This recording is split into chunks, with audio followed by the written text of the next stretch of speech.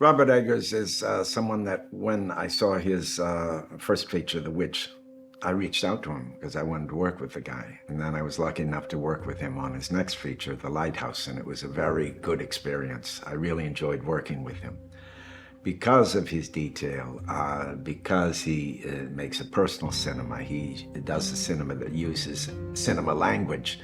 Um, very little coverage, very designed shots, working with Jaron Blaschke as DP. They work very closely. It's a combination of being very well designed and very well realized, but also he's an actor. He was an actor.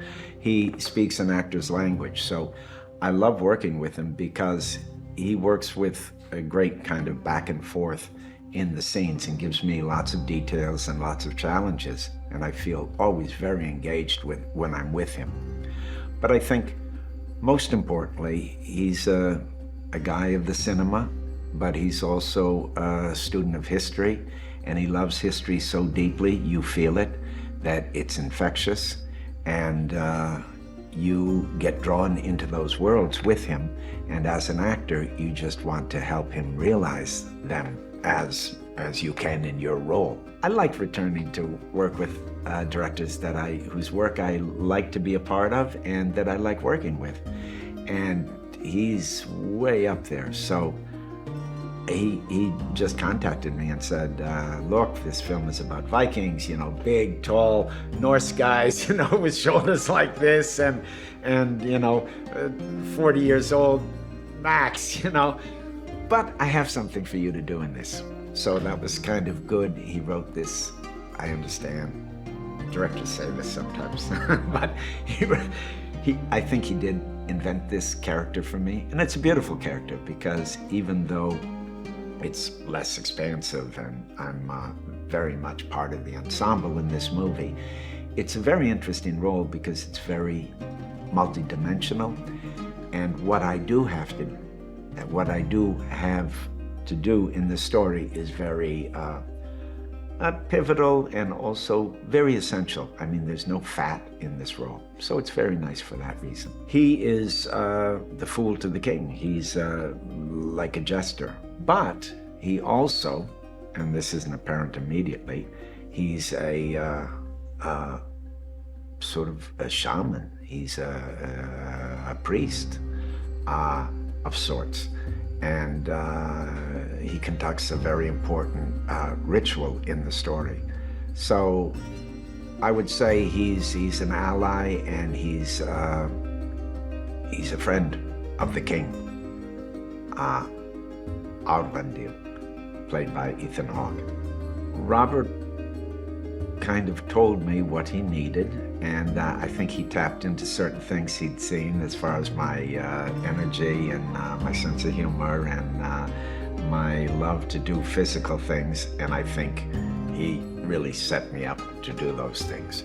So preparation, I get sucked into his research. He says, listen, what do you want me to send you? And I'm like, bring it on, and I'll cherry pick. I'll see what's useful to me.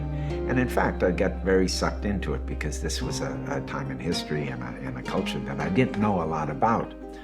So while really maybe it wasn't necessary to go in great depth, it was a pleasure because I learned something and I started to understand his attachment to it and his love for it. And you get sucked in. And then when you arrive and you see these sets that are made with such detail and such care, it helps with the pretending. If acting on some level is really pretending, everything's there. You enter that world and you fold into that world. It's a big, muscular film, much, much bigger than The Lighthouse.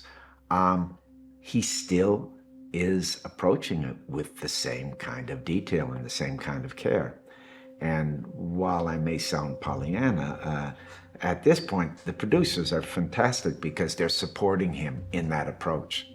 And a lot of that has to do with not just detail in the set, but these beautiful shots that are very designed, that play as one and have inside each shot has a rhythm and a story and a dynamic that's beautiful on its own. And he doesn't cover things. He doesn't protect himself and make the film in the editing room, although he's got a great editor in Louis Ford, who he's worked with 2 times before. You know, there's always challenges to editing, but he doesn't have all standard coverage. So there's a kind of concentration and a kind of engagement that's really all in when you are a performer in these shots. There's a precision and there's a demand on you to be really concentrated, and you're never outside of it because you have to concentrate so hard, be involved so hard, and be absorbed into the world to make the shot work.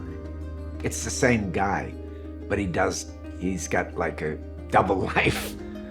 And this ritual that he does,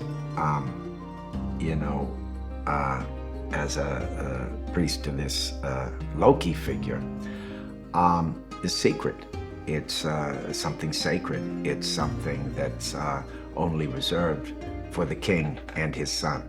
Robert's like a scholar in his approach to this stuff because he loves it, and of course it's a preparation.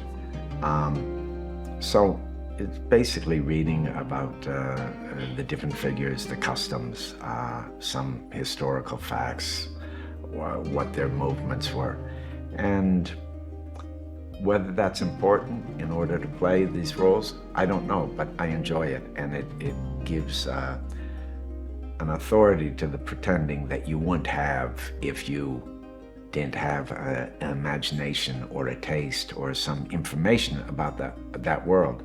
Because I feel like every time you learn something, it kind of expands your imagination or how you imagine a world could be, and it helps you not limit what you think is possible in the scene or in the movie.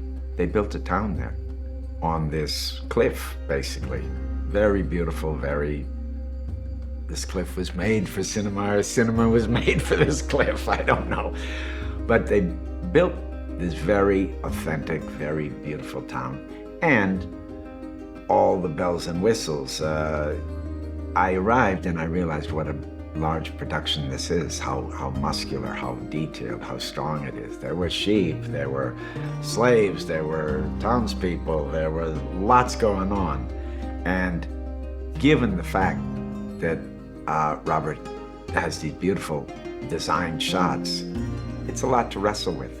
So, but he's up to the challenge.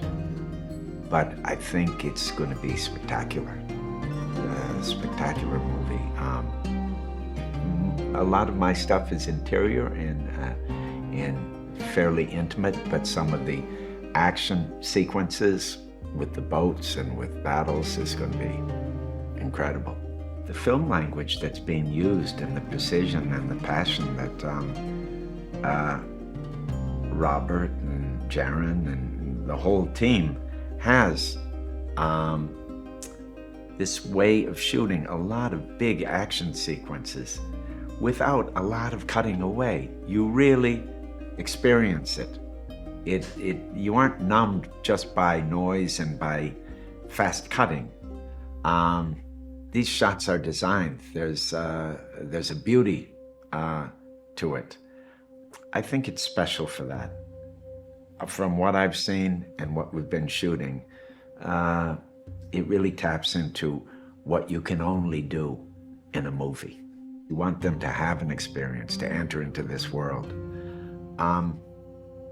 to consider another way of being, to consider another time, to consider themselves in that other time. Of course, there's a story, a very complicated story on one level and a very simple story on another level. But I think what's going to be really exciting is to see a world that they haven't seen before. And I suppose everybody says that when they make a film because they're very, precious about their little world.